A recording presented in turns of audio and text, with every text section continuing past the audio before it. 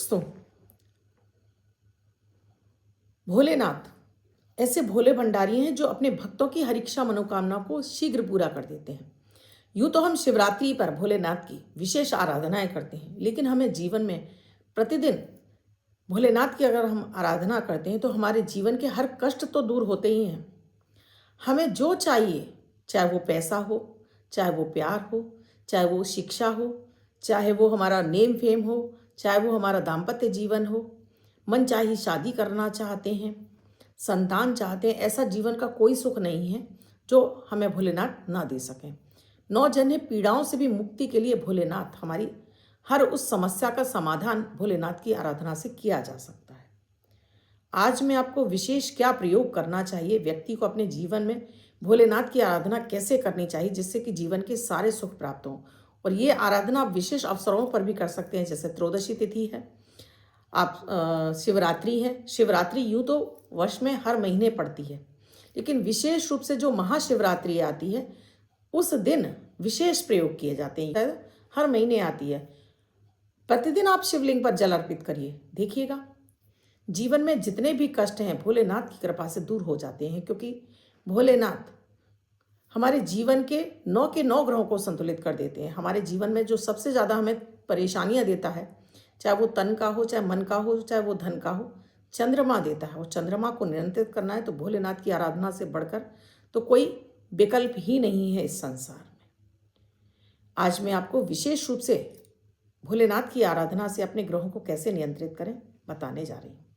इन्हें कोई भी व्यक्ति कर सकता है, इसमें उसको अपनी कुंडली देखने की आवश्यकता नहीं है। अपनी समस्याएं मिलाइए और इन प्रयोगों को कर लीजिए, जीवन का हर सुख आपको मिलने लगेगा। राधे राधे, नमस्कार। मैं आपकी एस्ट्रोदोस्त एस्ट्रोलॉजर अर्चना गुप्ता ज्योतिष के सरल उपाय में आप सभी का हार्दिक स्वागत करती हूँ। कैसे हैं आप सभी? आशा करती हूँ आप सभी स्वस्थ प्रसन्न होंगे। इसीलिए हर दिन को लकी शुभ बेहतर बनाने वाला 1 मिनट का प्रयोग अमृत की बूंद जादुई अक्षर लेकर आपके समक्ष उपस्थित होती हूँ, जिनकी विशेषता है इसमें ना तो राशि देखने की आवश्यकता होती है, न लग्न। किसी भी देश, किसी भी भाषा, किसी भी धर्म का व्यक्ति इन्हें अपनाकर शुभता प्राप्त कर सकता है, जीवन का हर सुख प्राप्त कर सकता है। बेहद चमत्कारिक होते हैं। इन्हें करने से आपके जीवन की सारी जो समस्याएं हैं उनसे निकलने के लिए आपको खुद से रास्ते मिलने लगते हैं, मन प्रसन्न रहने लगता है, आप हर कार्य में आपका रुचि बढ़ने लगती है, घर से ग्रह कलेश समाप्त होता है, नेगेटिव ग्रहों की दशाओं में भी आप पॉजिटिव बने रहते हैं। वीडियो में आगे बढ़ूं उससे पहले आप सभी से एक रिक्वेस्ट है, आप मेरे इस चैनल से नए जुड़े हैं, आपने अब तक चैनल को सब्सक्राइब नहीं किया, आप ही कर लीजिए और घंटी के बटन को ऑल पर करना बिल्कुल ना भूलें। 9 फरवरी 2025 दिन रविवार। आज का राहु काल है 4:43 से 6:06 तक। इस समय आपको कोई भी शुभ नया कार्य आरंभ नहीं करना चाहिए। अभिजीत मुहूर्त का समय है 12:13 से 12:57 तक। इस समय आप कोई भी शुभ नया कार्य आरंभ कर सकते हैं। आज की अमृत की बूंद में आपको दोस्तों थोड़ा सा शहद लेना है। इस शहद में आप 5 काली मिर्च मिक्स करके इसका सेवन करिए। देखिए आज आपके बल में वृद्धि होगी, हर कार्य में आपको सफलता मिलेगी।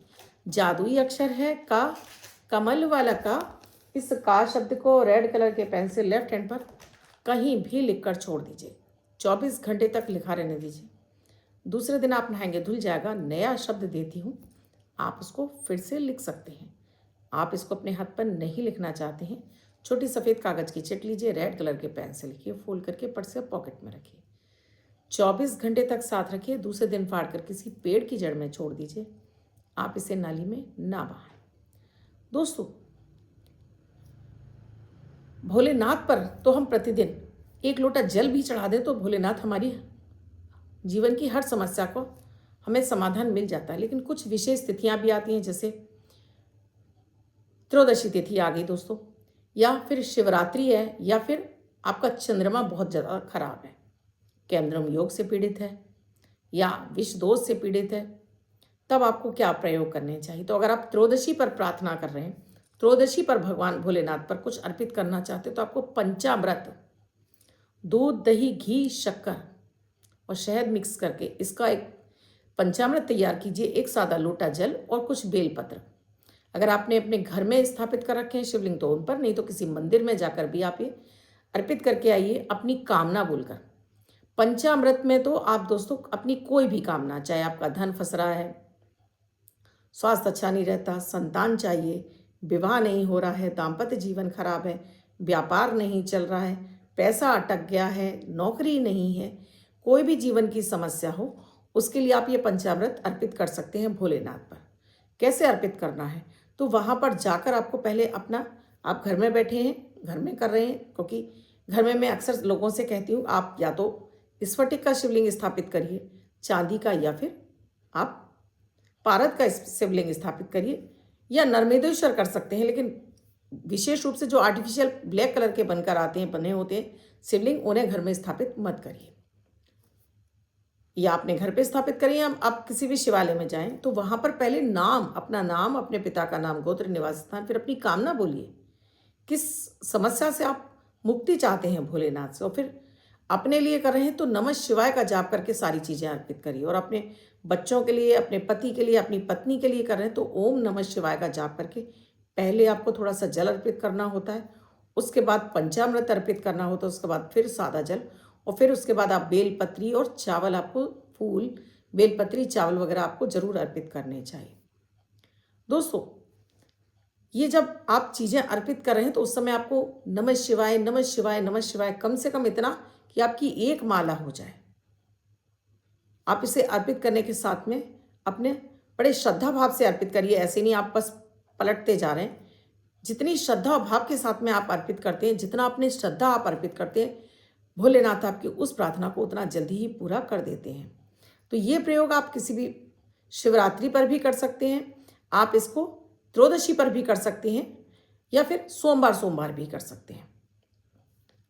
अगर आप विष दोष से जूझ रहे हैं तब आपको प्रतिदिन भोलेनाथ पर दूध और जल मिश्रित, इस जल को आप अर्पित करिए और भोलेनाथ से अपने कष्टों के लिए मुक्ति की प्रार्थना करिए। देखिएगा आपकी कुंडली का ये विष दोष दूर हो जाएगा। किसी उपाय की भी, बड़े उपाय की ज़रूरत नहीं है।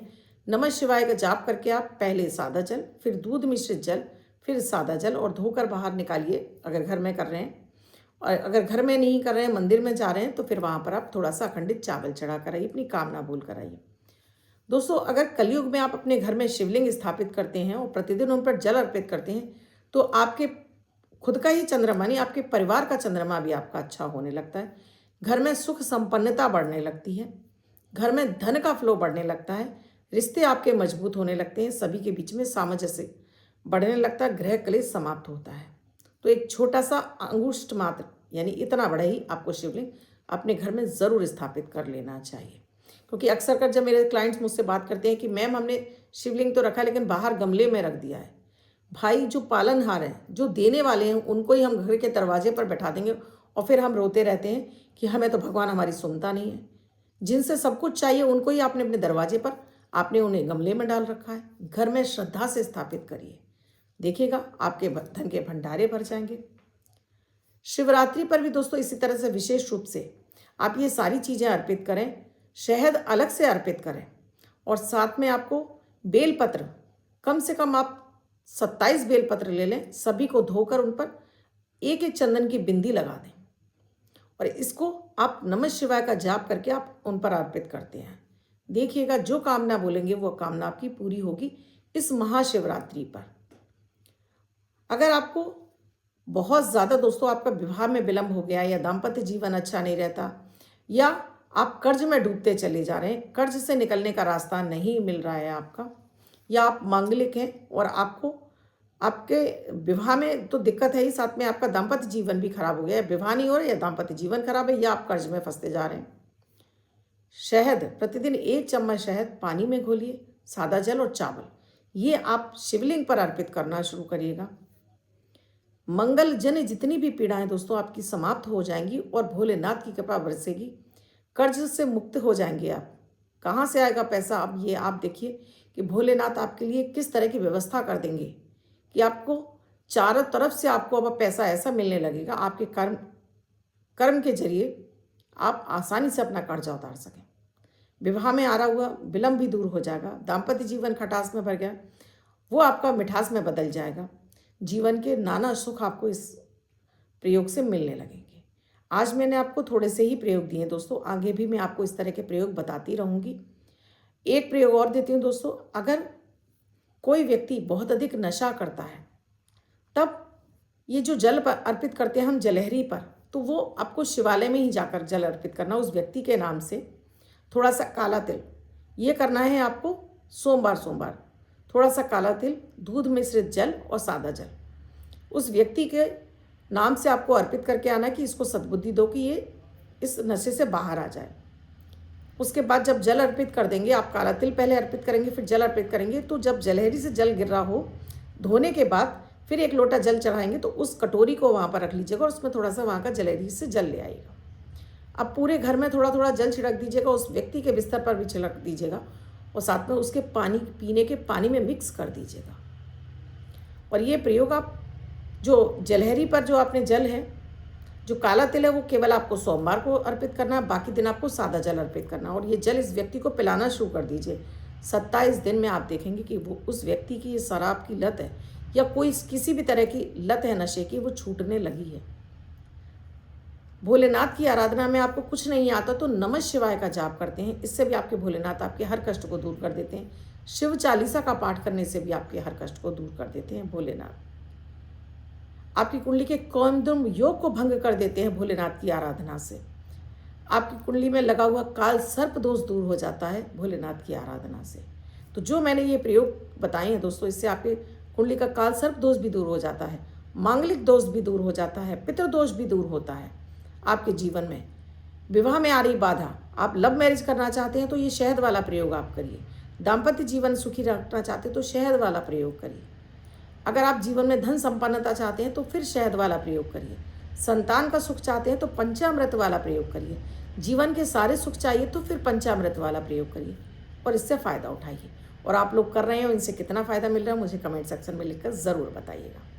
अब जिनका बर्थडे या मैरिज एनिवर्सरी है उनका ये वर्ष शुभ हो, ऐसी आप सभी के लिए मंगल कामना करती हूँ। बच्चे महिला पुरुष जिनका बर्थडे है वो पति पत्नी जिनकी मैरिज एनिवर्सरी है, 9 तारीख आपकी बर्थडे या मैरिज एनिवर्सरी है, वो ये प्रयोग करेंगे।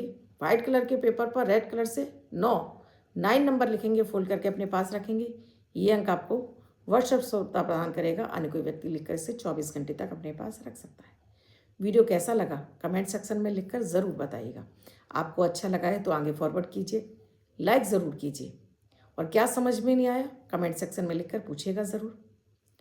अब आप भी अपनी कुंडली का विश्लेषण कराना चाहते हैं तो स्क्रीन पे नंबर दिया है, व्हाट्सएप मैसेज या कॉल के जरिए जान सकते हैं क्या है प्रक्रिया, क्या है प्रोसीजर हमसे जुड़ने के लिए। कल फिर आऊँगी कुछ नया, कुछ अद्भुत सा प्रयोग लेकर। तब तक के लिए राधे राधे।